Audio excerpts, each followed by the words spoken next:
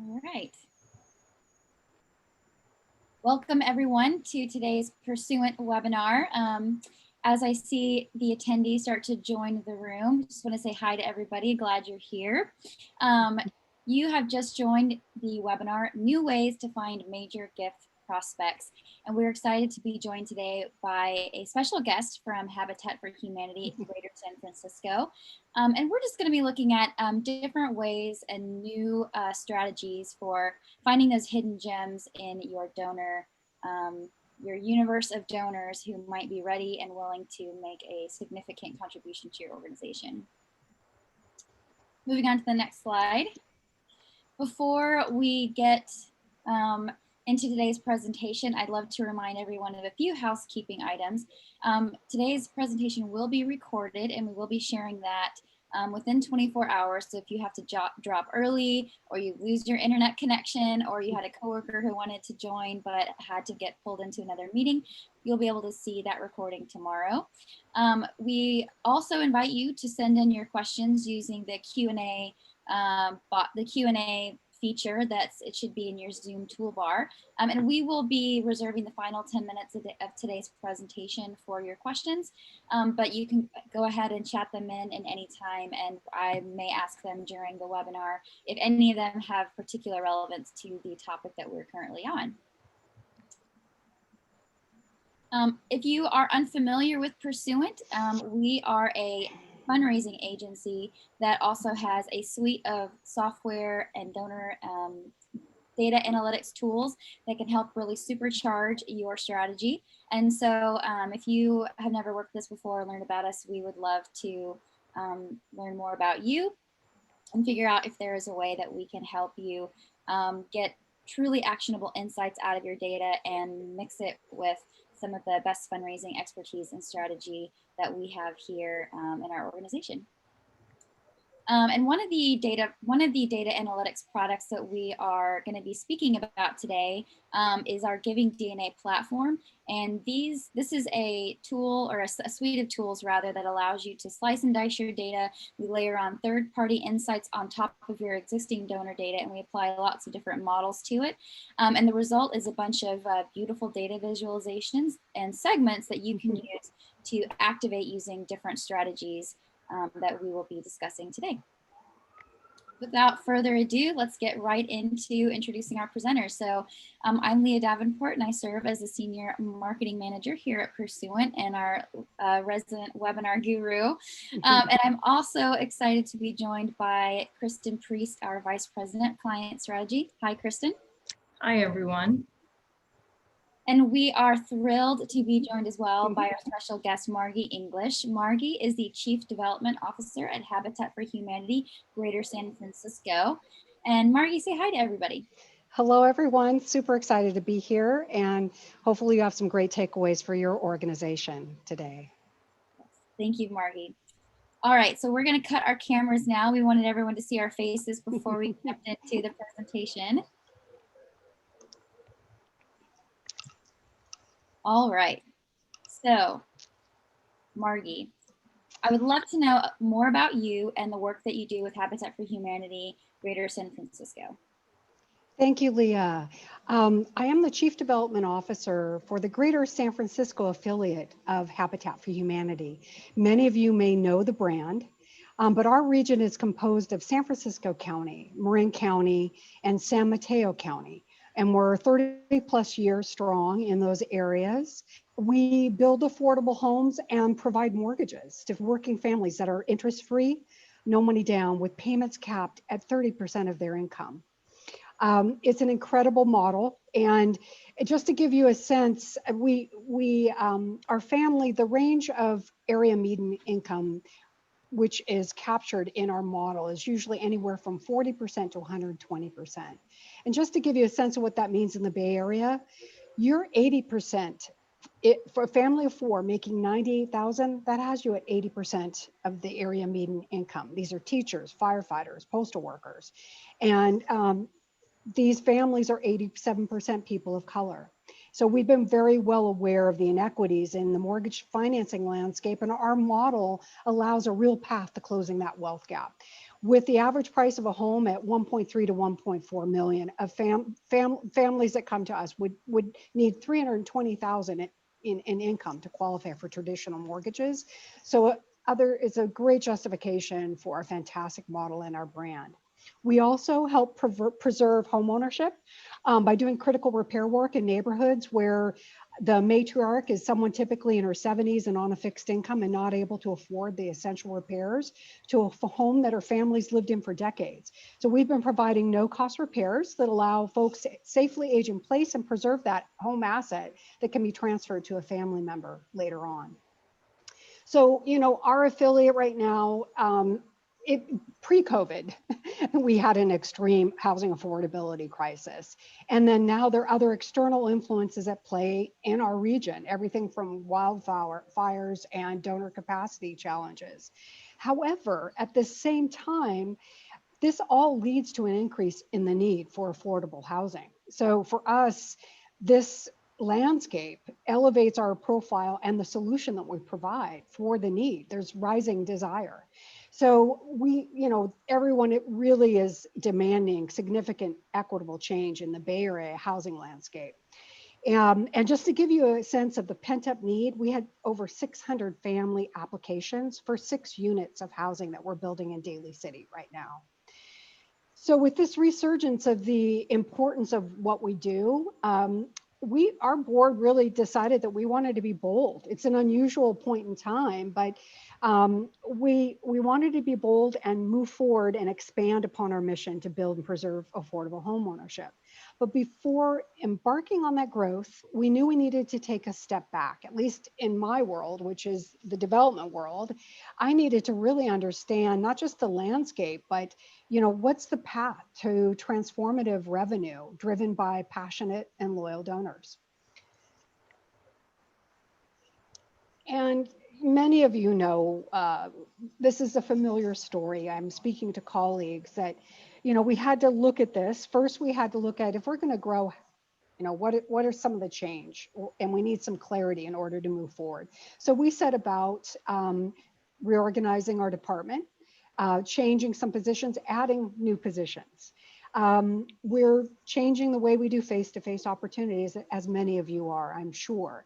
Not always being able to have corporations on build sites. What does that mean? We're shifting our engagement with corporations. What is our active donor file going to look like? And really, our major donor pipeline was a bit unclear to us, surprisingly, with decades of history here. And then we also realized that we didn't have a full understanding of the full health of our file. So we reached out to Pursuant to get more insight, and I've been very grateful for the work with Kristin and her team at Pursuant. Yeah, so thank you, Margi. And in some ways, this approach was something of an innovative approach to major gifts identification, in that Habitat said, hey, only after we understand the health of our file should we really try to understand the major gift opportunity within the file, both today and from a pipeline perspective. And I think this is often where we see folks get tripped up. Is that we try to understand what's happening, is that without understanding what's happening top to bottom in the program, it can be tricky to identify all of the best major gifts prospects and perhaps even more importantly, how to engage them.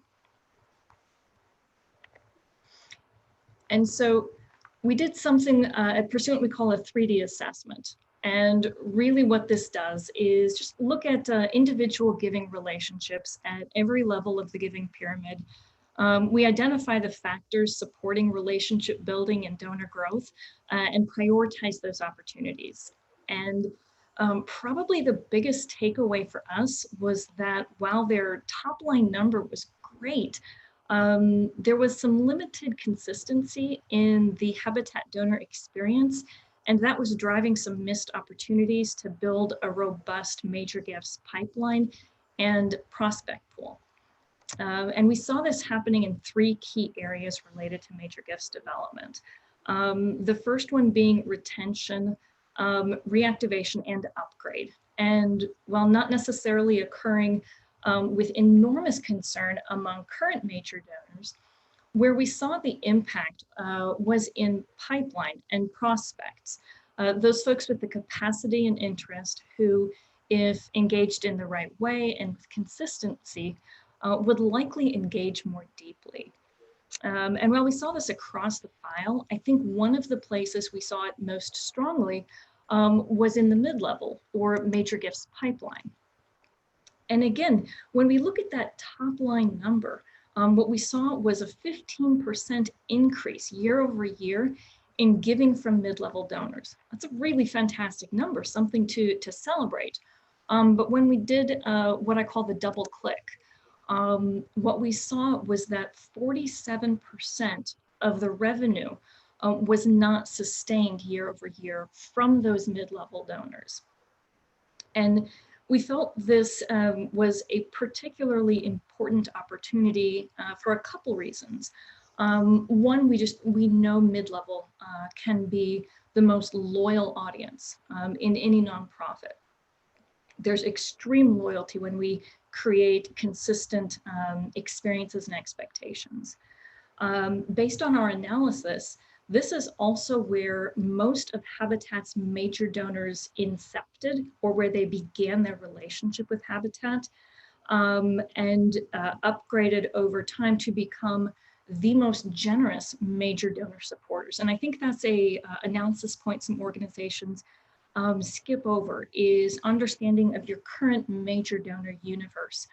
How did they incept, or how did they start their relationship with you? I think it can be a great argument for investment in anything from annual fund to mid-level programs to specific events that I call them pathway and destination events. What events build the strongest pathways, or in most inspire a donor to become a major donor?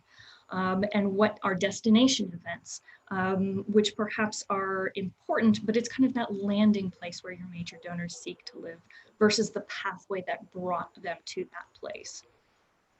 The other interesting thing around mid-level that I think is incredibly important right now in 2020 is we know a couple things about just the mid-level donor universe. They tend to be more willing to give more quickly. They're able to make those decisions more quickly. And what we're seeing across the nonprofit sector in 2020 is that mid-level donors are really stepping up to the plate in some interesting ways and making those what I call kind of bridge the gap donations. They're making an additional donation. They're doubling their donation to help those organizations they feel really passionately about sustain during what may be a challenging time, as there's an increased demand for the mission of what you're doing, or perhaps some challenges in delivering that mission. So, you know, with all this information, it lit a fire under us as an organization, both in terms of opportunities and what we weren't capitalizing on. So I know you came today to hear about major gifts, and here we're just starting to talk about mid-level.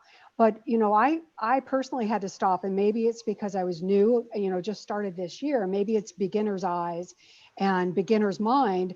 I just thought, you know, what do we do with that information? Because it feels almost irresponsible not to dive in a layer deeper and say, okay, who are these people? And, you know, so we had data to back up what we kind of already knew, which is consistency. We really needed to create donor expectations with rigor and test it and improve on our met expectations. Look at what's our communication stream, what's a drip series that's relevant and content dense that will really keep these people engaged. So then, you know, this is all going to drive impact on major giving and lead to strategies that will create those major donors. So it just validated that there's a lot we didn't know. And there are a lot of prospects right under our own roof. Yeah, so thanks, Margi. So with that richer understanding of the full file, where major donors have historically come, and what the opportunity pool potentially looks like, we approached our major gift identification work, asking really two key questions. In addition to simply identifying and verifying who our current donor universe, major donor universe is. We also wanted to look at what do our potential and pipeline major donors look like, knowing that those are two different audiences and may have very distinct characteristics. So understanding potential and pipeline. The second question, how can we best cut through the noise to engage them? And especially important in 2020. You know, it's interesting. This was a question we knew we would need to address even when we began this work much, much earlier in this year. And I imagine every organization is dealing with this now. 2020 is a noisy and distracting year.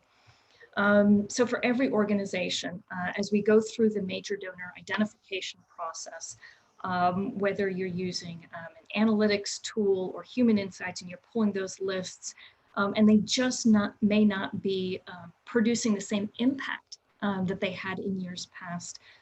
This is one place where we're finding those lists may be richer than we think. There may be more opportunity there.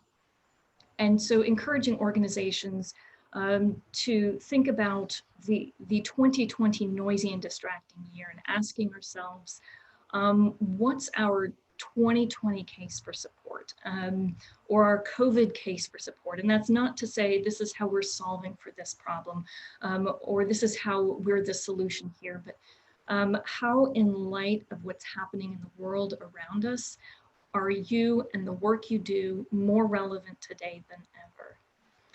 And then secondarily, what experience can you offer that meets the donors where they are and provides meaning? That meets the donors where they are in 2020, what's happening around them, what their world and their reality is looking like. Kristin. Yeah.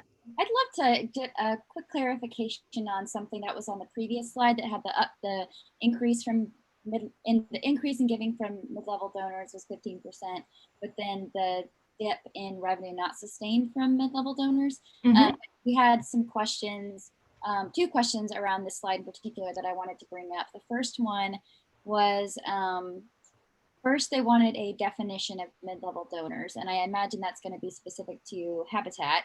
And then Chris also wanted to know, does the increase of 15% mean that while overall giving went up, 47% did not provide a gift the following year?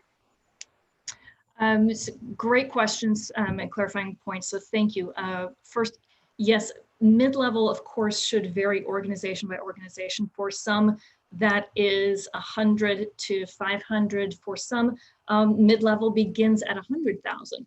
Kind of industry standard or a good base starting point for most organizations, and it's the mid-level kind of parameters we use for our analysis with Habitat, is $1,000 to $10,000.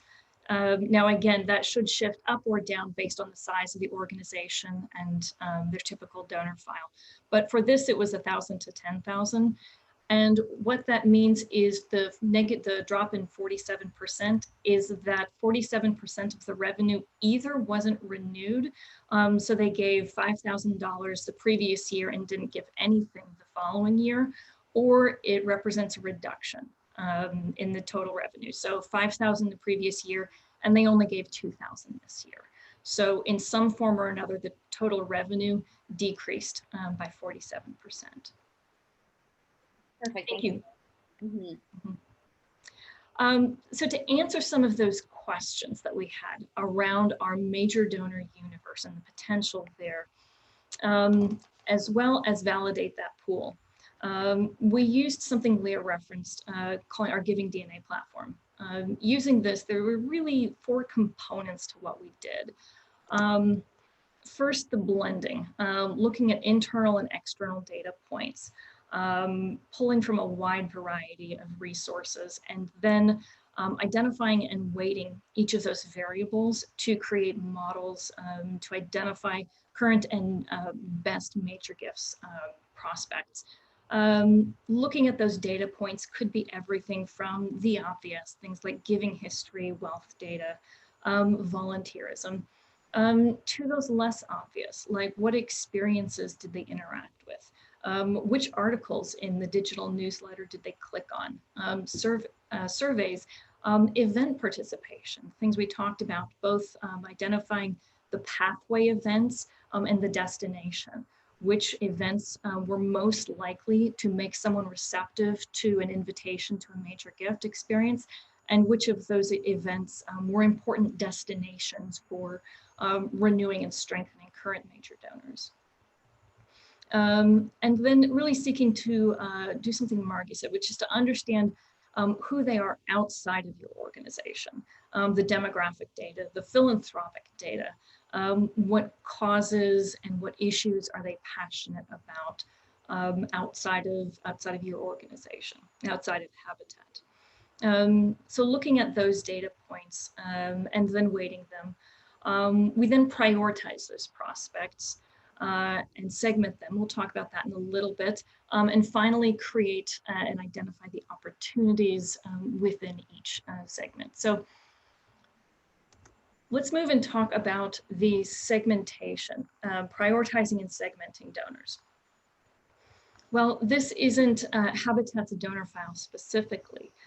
This is pretty typical of what we see. As you can see, the horizontal line represents capacity, and the vertical is engagement. We use words like engaged or owner versus disengaged or disconnected. The size of the bubble represents the number of individuals sitting within each one of those segments. And not surprisingly, and similar to most organizations, that bottom right quadrant tends to be our largest quadrant, and it's where most of our individuals sit. And that top right segment, the highest engaged, those people who identify as deeply engaged or owners within the organization with the highest capacity, that tends to be where our major donor universe lives. Those tend to be individuals we already know about. It is important to really understand them outside of your organization, outside of your universe, to make sure that the donor experience, that the donor pathway that's mapped for them best aligns with their interests.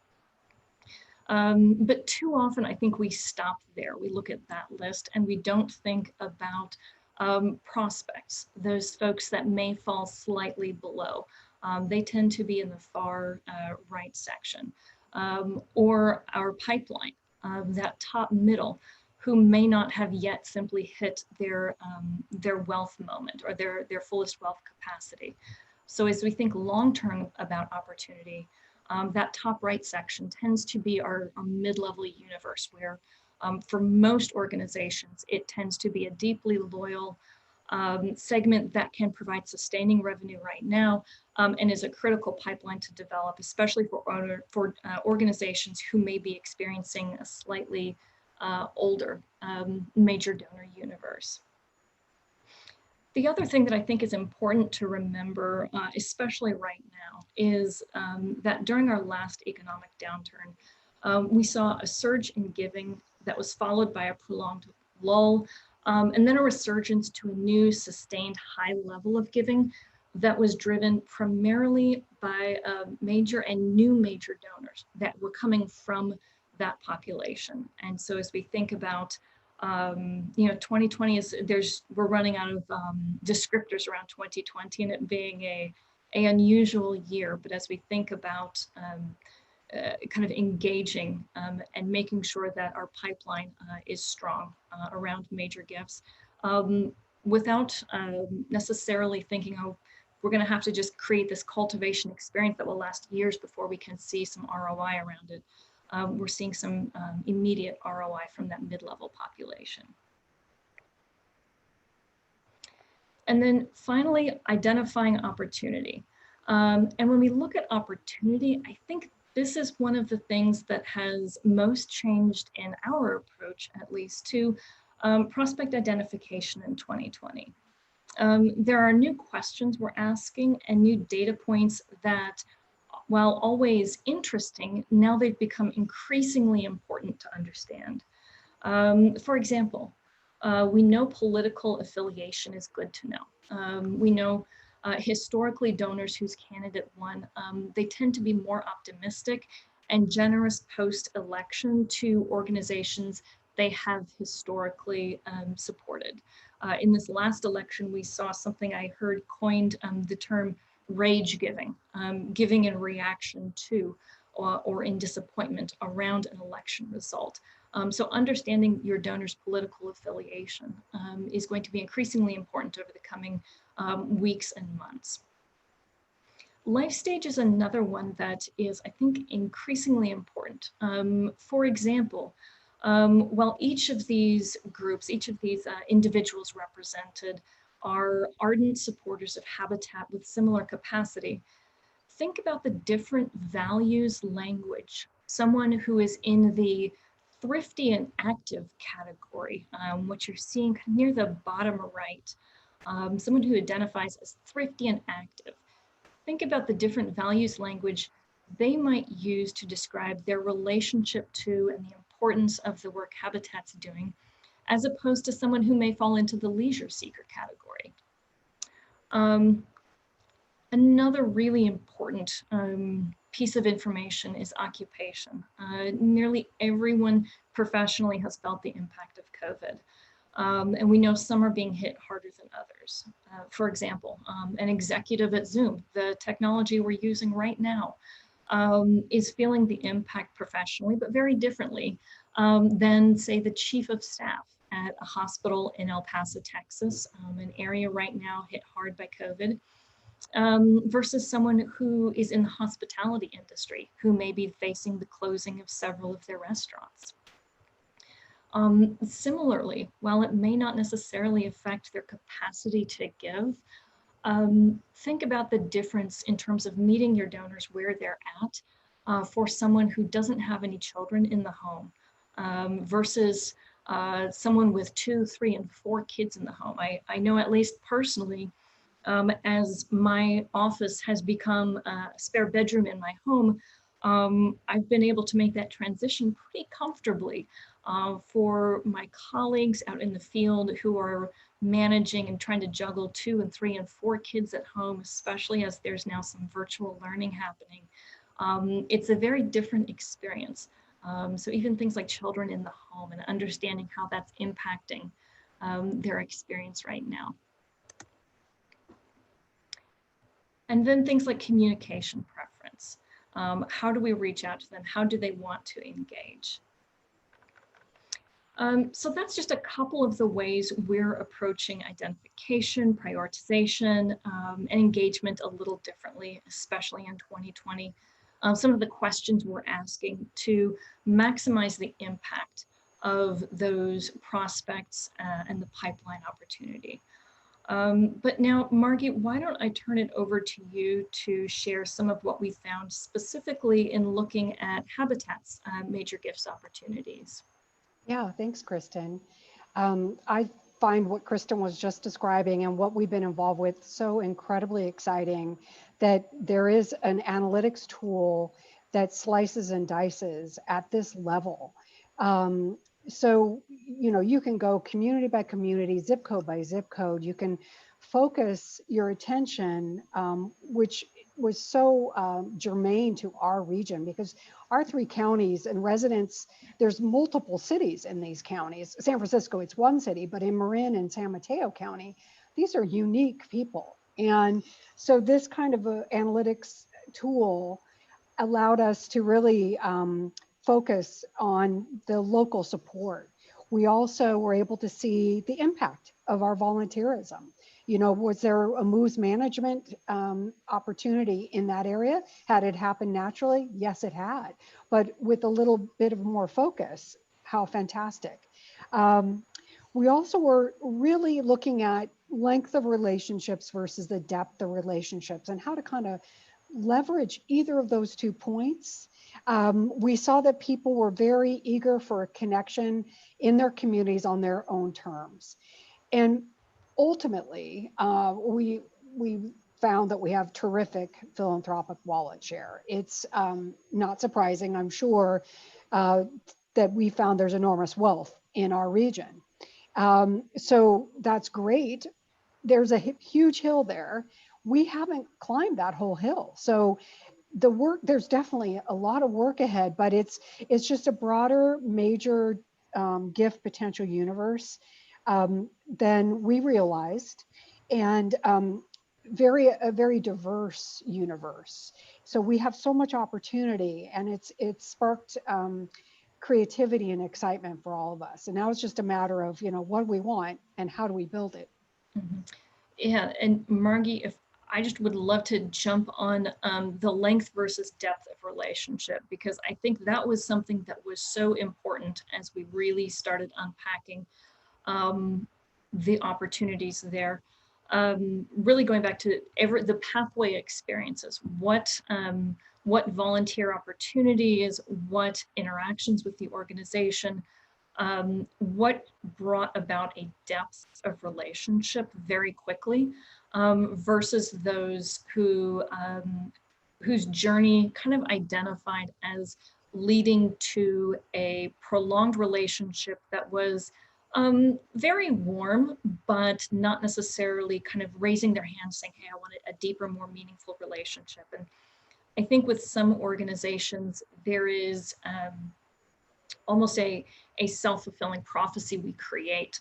There is a muscle that we start reinforcing with organizations, and something that we see that I think we've started to see in Habitat that's really exciting is that there are folks who are kind of raising their hand through their behavior that says, hey, I'm pretty excited about and passionate about what Habitat is seeking to solve for. And when we acknowledge them and build that relationship quickly, then we've got some strong opportunity to grow and create a strong major gifts prospect. When we kind of acknowledged that hand raise, but said, no, we'll get to you, just kind of as organizations, when we tend to do that, when we feel like we need to be respectful and figure out what the perfect donor pathway looks like, or well, gosh, they just made this really big gift, so we don't want to bother them for a while.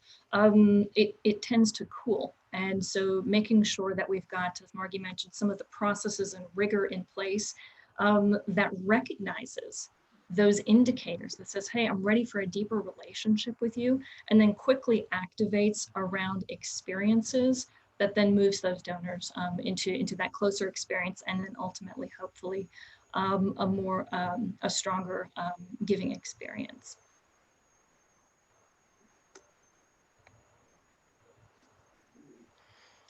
So Margi, I'm going to ask you to peer into your crystal ball. 2021. What's next with Habitat for Humanity, specifically as you're thinking about the Major Gifts program? But what's 2021 look like?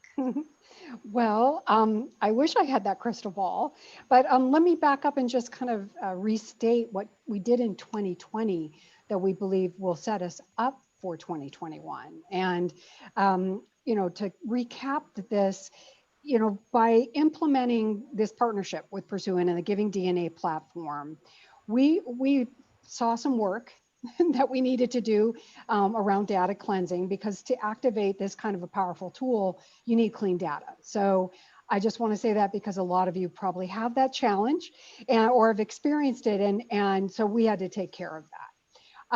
So there, you roll up your sleeves a bit in doing and implementing this kind of a tool. And then the second thing, which was big for us, is we've successfully recruited a major gifts officer. I don't know if any of you, this work will lead any of you to that place, but for us, having the ability to understand our full file opportunity, to look at projections and the possible ROI, it allowed us to make a data-driven decision around staffing and hired a major gifts officer. So I know we're very, very fortunate at Habitat to be in this position to do that. But so what that means for us going forward in 2021, we will be looking at what events. I think all of us are trying to find out that genuine pathway to create a major donor that isn't just a landing pad or status quo.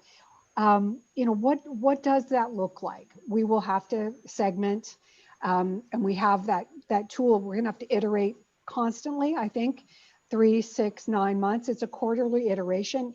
I plan on having live reports to my board in the course of this because it's a conversation. We want to focus on very personalized experiences.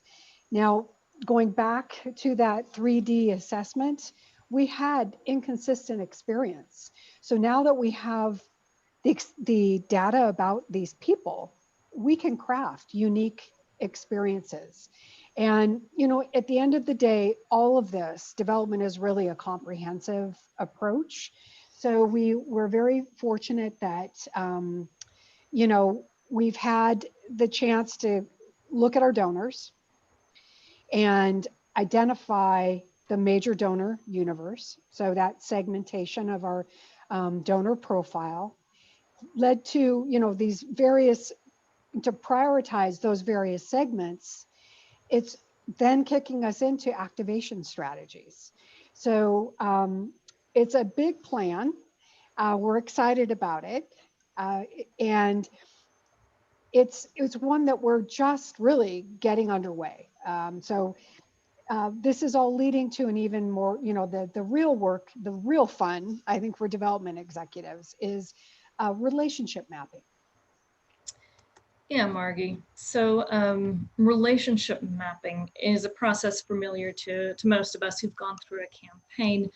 And again, this is really going to the work that we're having to do, especially in 2020, especially in an era of COVID,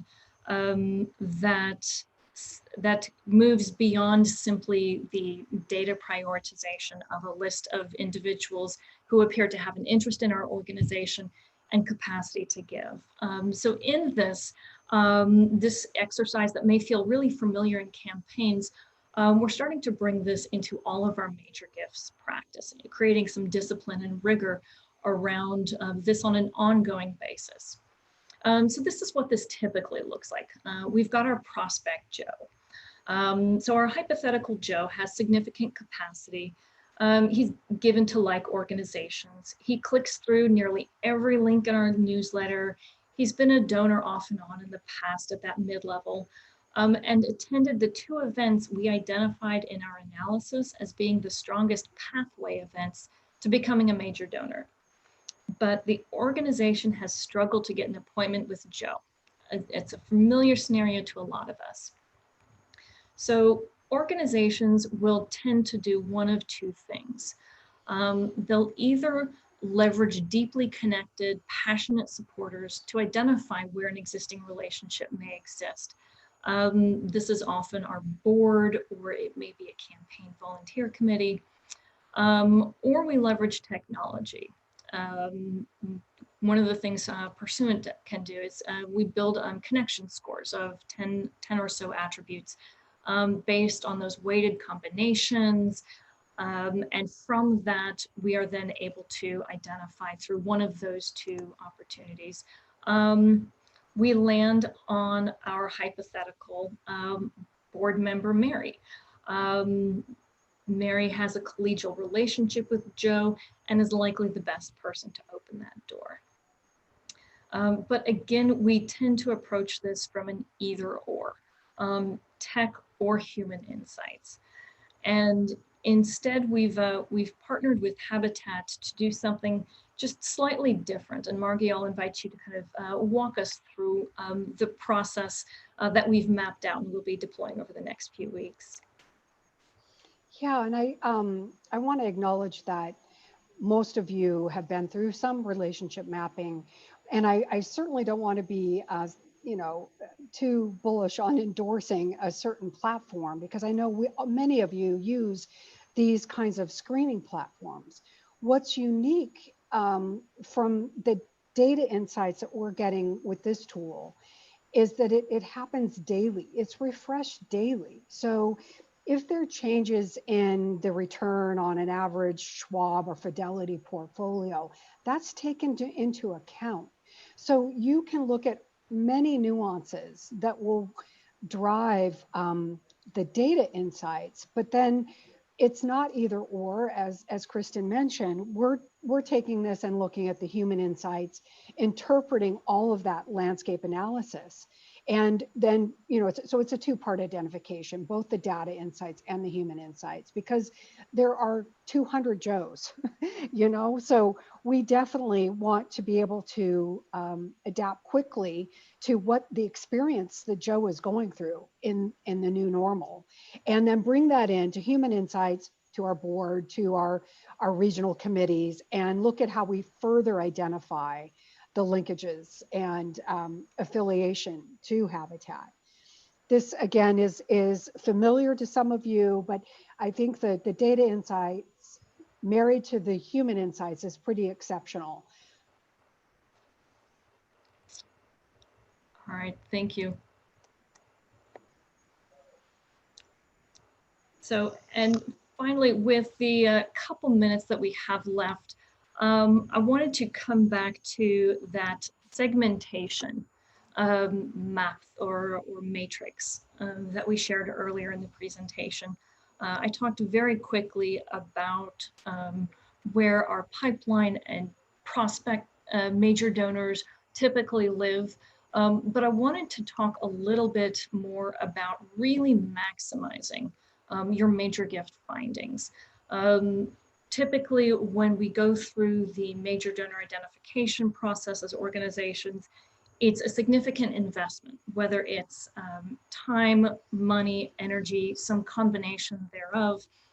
Where we tend to focus is again on that top right quadrant, those strongest major donors currently in our universe or in our very near universe, without thinking about all of those other opportunities within that matrix. And so want to talk through a couple. For example, when we are running this matrix now, a group that doesn't necessarily model as looking too exciting, that lower capacity. This is where often we see new, we call it COVID donors. They may appear here simply because they haven't had a long history with giving and engaging with your organization. But as COVID is changing their reality, as COVID may be shifting what is on their attention, what's on their radar, those things they're paying attention to, and those issues that they feel strongly about. They may be making a donation for the first time. They may be signing up for a newsletter for the first time. And so creating strategies that quickly activate and engage them, that seek to understand who they are as donors, what brought them to you as an organization, and what opportunities exists to deepen that relationship around those COVID donors. That's a strong opportunity, one of the themes that we're seeing in 2020. Re-engagement opportunities. Again, in that prospective pool of donors, we are seeing a subset in 2020 that's a little bit unique, which is donors who may have lost some interest with you and the work you do, or their priorities have simply shifted. Similar to the new COVID donors, what they're experiencing around them has brought you and the work that you do back to the forefront, whether it's a healthcare, community service organization, jobs resources. There's a myriad of organizations and missions whose work is becoming so much more important. They're making gifts to re-engage with you and to, again, make sure you have strategies in place to quickly identify those re-engagement moments and to identify how to best bring them back into a stronger relationship with you as an organization. Mid-level, we talked a bit about that being a key opportunity right now. This also being where the strongest population of our pipeline often sits. And again, as many organizations have an aging major donor pool, thinking about what that next generation of major donors looks like and where they come from. And most often, they sit in a deeply engaged place as an organization, and they may not just have hit their full wealth moment yet. And finally, thinking about your sustainer and your planned gift opportunities. These are folks who may not have that capacity, but are actually expressing an increased interest in planned giving during difficult, challenging times, during economic recessions, during turbulent times like what we're experiencing right now in 2020. Either as a sustainer, which a monthly or quarterly ongoing donor, or those planned gift opportunities, making sure that we're maximizing our impact there. So with that, I'll turn it over to Leah, and then it looks like we've got some time for questions. Yeah, thanks, Kristin. We had some great questions come in, and so while I'm going over this next slide, I'd love for you to take a glance at them and see if there's any you want to jump into first. But yeah, so for anyone on the call today who is kind of looking forward into 2021 and just has some questions about like what strategies should we be focusing on in the new year?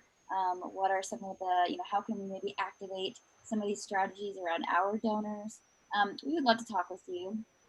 And because we have a solution that we have coined the fundraising strategy assessment, and it is what it sounds like it is. It's a way for us to come alongside you and maybe evaluate your current strategy and make sure that you are on the track to achieve the goals that you want. And if needed, we can develop a new one for you. You can visit pursuant.com/FSA. That's the URL right there on the slide to learn more about that solution and get in touch with someone who can speak with you and see if it is the right solution for you. All right, thank you, Leah.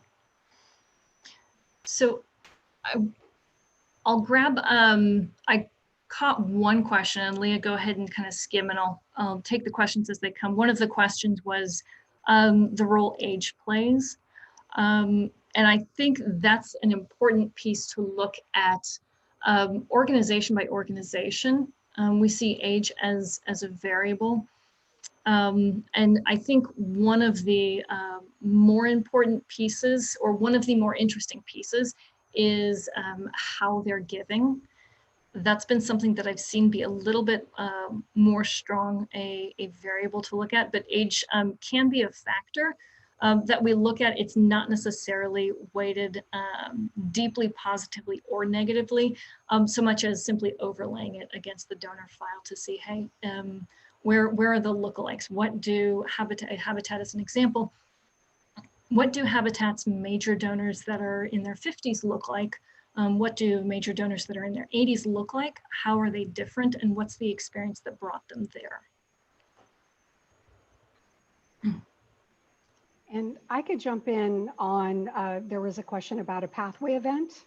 So we actually realized we have a group of young professionals that are looking for ways to get engaged and are just nascent in their philanthropic life.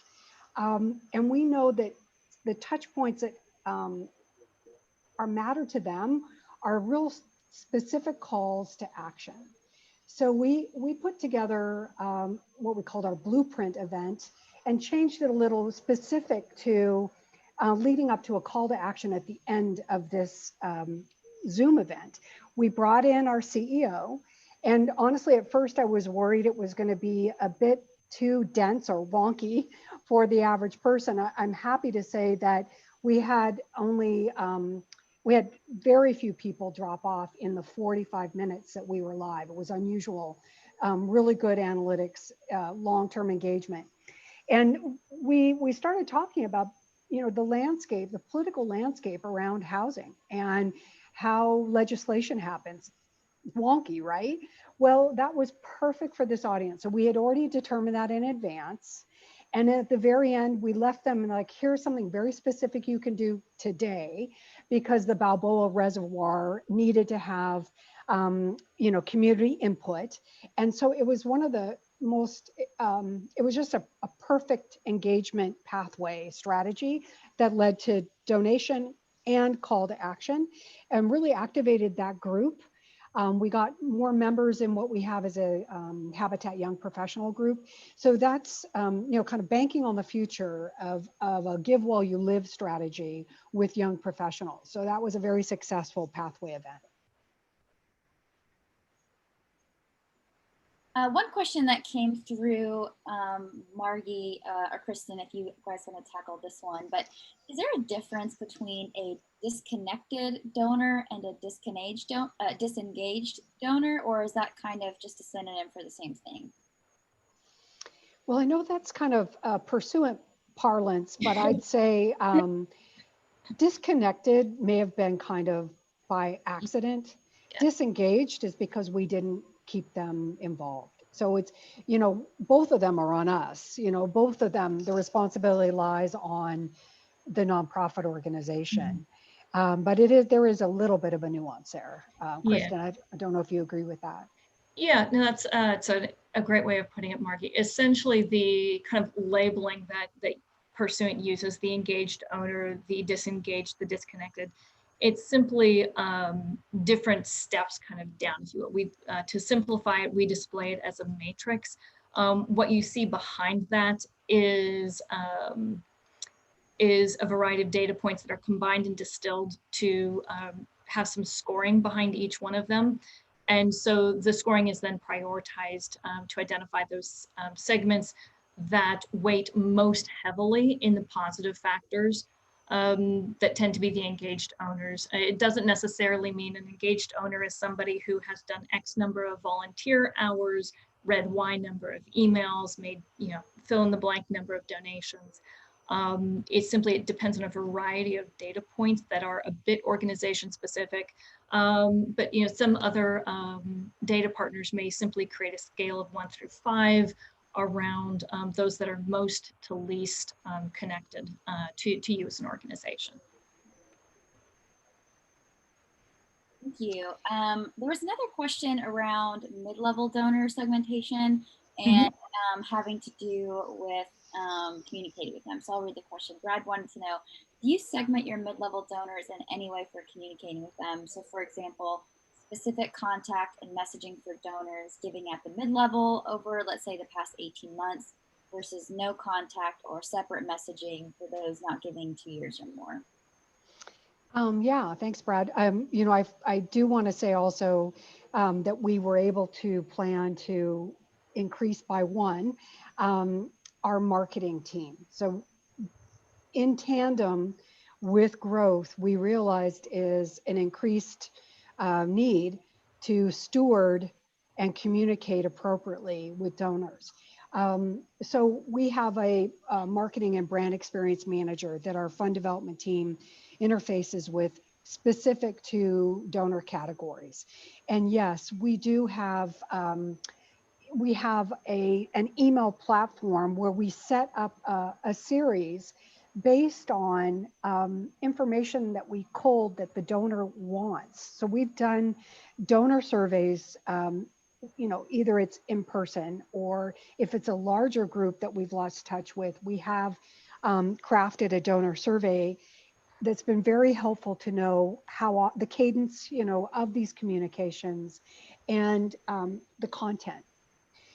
We also, for those of you who can't afford, hiring someone, we found through our young professionals group, kind of a virtual Marcom committee that's pro bono that loves to help to amplify our messages as well on social media.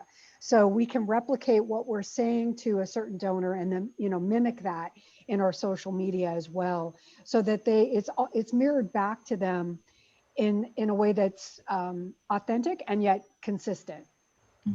Well, and Margi, if I can build on that, something that I think we experience with many organizations, both for mid, which tends to be a strong major gifts pipeline, as well as prospective major donors, is we wrestle with this challenge of how do I segment? For Habitat, as Margi had shared, there's enormous impact region by region. They're very community focused. So as Habitat's wrestled with segmentation, do we segment even just our mid audience by region, to the question that was posed, by the recency of their gift, by age, by how long they've been giving to us, by their preferred giving channel. And so I think that's one of the places that we've seen organizations be really successful in leveraging technology and automation to support some of that segmentation, so that we're not trying to kind of hand pick through 18 different versions of segmentation to identify which segmenting is most meaningful.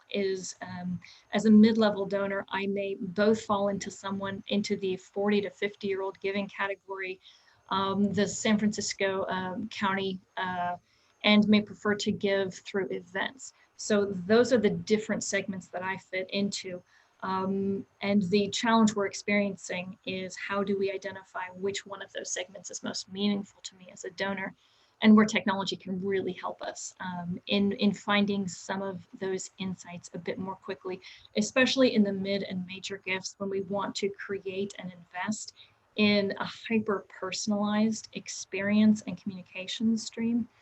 So I just want to kind of share that around. It's an absolutely important, vital question that we segment, and that our donors, especially those, as we think about pipeline and prospective major donors, and our current as well, of course, that they feel seen and understood through how they identify themselves with us as an organization. Thank you, Kristin. I think we have time for one final question before I want to release everyone back to your afternoon. And Alana wants to know a little bit more about the data insights, and I think specifically about some of the different data sources that were informing those insights. Sure. So as I mentioned, we use internal and external data points. We have, it's about, it's 1,300 data points. I made the mistake one time of asking our analytics team to send me what that was. I wanted to know what each one of those data points were to really understand what goes behind it. And man, did they send me a document. But it's external data points, about 1,300 of them. And yet underneath each one of those 1,300 data points are anywhere from 5 to a couple dozen data points that bubble up to inform that number. I remember one of them, which seemed a bit silly at the time, was called Sporty Lifestyle. And it was everything from published, publicly available information around what frequent purchasers they may be at different sports-related businesses, to participation in public intramurals, those kinds of activities. It's a similar it's a similar data that we might look at for sales and marketing in large business. So those are the external data points we look at, trying to understand their philanthropic interests, their generosity, who they are as individuals, demographic data, their net worth, as well as their discretionary spend capacities, those external points, as well as their internal points, internal data points. The richness, I think, that some organizations have within their data is something we overlook a little bit too quickly sometimes. So their giving history, event participation, anything they've signed up for, things they've attended, different volunteer opportunities. Often we partner if there's a ticket sales arm of your organization to layer in that ticketing information. All of those data points we can gather to really understand who they are externally and internally. Yeah, it's been very exciting for Habitat to have that that level of data, and again, it's refreshed daily, so it's very unique. Thank Thank you, Margie and Kristin. I think that's all the time that we have today. We'll get our cameras back on to say goodbye, but thank you everyone for joining today. Hope you have a great rest of your Tuesday. And like I said, if there's any questions you have that we didn't have time to answer, we will be following up with you personally. Bye, everybody. All right. Bye-bye. Thank you. Thank you.